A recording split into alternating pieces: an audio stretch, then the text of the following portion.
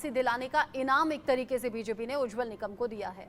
आगे किया गया जेल का जवाब वोट से कैंपेन के तहत इस वॉकथॉन में बड़ी तादाद में पार्टी समर्थकों ने हिस्सा लिया।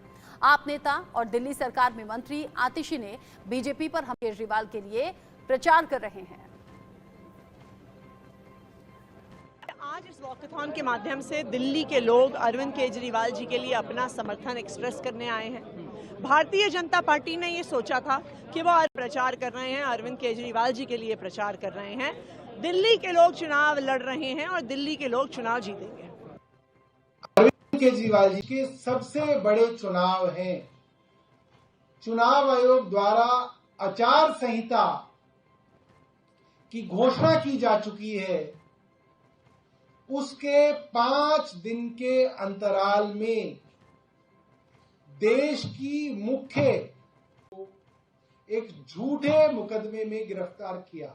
ईडी और सीबीआई इस मामले में करीबन 2 साल से जांच कर रही है। 2 साल बहुत होते हैं। 2 साल की जांच में इनके पास कोई ऐसा सबूत नहीं है जिस आम आदमी पार्टी ताकत नहीं झोंक पाएगी, लेकिन एक जो मास्टर स्ट्रोक आम आदमी पार्टी की तरफ से चला गया वो ये कि अरविंद केजरीवाल की पत्नी सुनीता केजरीवाल भी अब चुनावी मैदान में आ रही है। या फिर जिस तरीके से आम आदमी पार्टी के नेता दावा कर रहे हैं लोगों के सपोर्ट की, ये धरातल पर सच्चाई है या फिर सिर्फ दिखावटी? का सपोर्ट नहीं मिला वो सब लोग हम लोगों ने देखा, लेकिन एक तरफ दूसरी तरफ अभी दिल्ली हाई कोर्ट के जज का जिस प्रकार से अरविंद केजरीवाल के ऊपर जो कमेंट आया है वो कहीं से भी जस्टिफाई नहीं करता है कि आप जेल हमारा नेतृत्व हम किसको दें। और उन्होंने एक तरीके से अपनी पत्नी को आगे करके रैली के माध्यम से, रोड शो के माध्यम से, आप चाहे आप स्टार प्रचारक का लिस्ट भी देख लीजिए, तो मुझे लगता है कि ये पार्टी को बचाने के लिए और अपनी पत्नी को एक पार्टी का कमान देने के लिए वो इस प्रकार से इस तरीके की चीजों को कर रहे हैं। और कोई लेने की कोशिश करता है, अकेले अरविंद केजरीवाल नहीं, अलग अलग नेता हैं, अलग अलग नाम पर सिंपैथी बटोरने की कोशिश करते हैं और ऐसा अनुभव है कि सिंपैथी का फायदा मिलता है। बिल्कुल बिल्कुल रचना जी, ये जो आप बात बोल रही हैं और ऑब्वियस है कि एक महिला जब अपने एक पति के बारे में इस तरीके की बात प्रकार के उनके ऊपर आरोप लगे और आज कोर्ट में और पूरे देश के सामने जिस प्रकार से उनका जो एक जो करप्शन है वो निकल के आया है, वो कहीं ना कहीं दोनों को एक दूसरे को कंट्राडिक्ट करता है। तो अब यही देखना है कि दिल्ली की जनता और पंजाब की जनता किस प्रकार से इन चीजों को लेती है, क्योंकि कानून अपना काम कर रहा है और ऑब्वियसली कोई भी पॉलिटिकल पार्टी, तो ये सारी चीजें देश की जनता देख रही है। और मुझे लगता है कि इस चुनाव में जिस आधार पे उनकी पार्टी बनी थी वो कहीं ना कहीं पूरी तरीके से एक्सपोज हो चुकी है। और मेरा अपना मानना है कि जनता आप कह रहे हैं कि आम आदमी पार्टी एक्सपोज हो गई है, आम आदमी पार्टी के लीडर एक्सपोज हो गए हैं, आम आदमी पार्टी के जो सबसे बड़े चेहरा हैं अरविंद केजरीवाल वो एक्सपोज हो गए हैं और इसका जो सीधा अपने स्लोगन निकाल के बोलेंगे, क्योंकि अगर सच्चे थे केजरीवाल जी, 2 साल से अभी मैंने तो कुछ सुना, वो सौरभ भारद्वाज थे शायद, बोल रहे 2 साल से सीबीआई तपास कर रही है, कोई ये नहीं मिला वो नहीं मिला। कोर्ट में क्यों नहीं बोला भैया? कोर्ट ने जमानत क्यों नहीं दी? बहुत शानी हो गई है, बहुत स्मार्ट हो गई है। हमारा वोटर जानता है एग्जैक्टली सच क्या चल रहा है। लेकिन आजकल के नेता भी तो ये जानते हैं कि जेल जाना मतलब अपना चेहरा चमकाना, चेहरा बड़ा कर लेना, मतलब जो जेल जा रहा है वो बड़े नेता के तौर पर उभर रहा है। ये भी तो इतिहास कहता है। इसी से तो जनता भली भांति समझ जाती है कि जजेस ने कुछ ऐसा देखा है।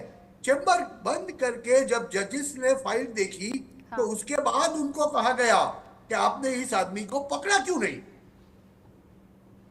इसके बाद तो इनकी गिरफ्तारी हुई। प्रजा देश मैदान में इंडिया अगेंस्ट करप्शन अन्ना जी का चल रहा था, जहां पर केजरीवाल जी भी थे। कितने हजार लोग थे या कितने लाख लोग थे? और रामलीला मैदान में इस साल जब रैली हुई विपक्ष की, कितने हजार लोग थे? अब देखिए पता चल जाएगा कि जन समर्थन कहां जा रहा है। यानी आप कह रहे हैं कि आप क्या लगता है कि ये स्क्रिप्टेड हो?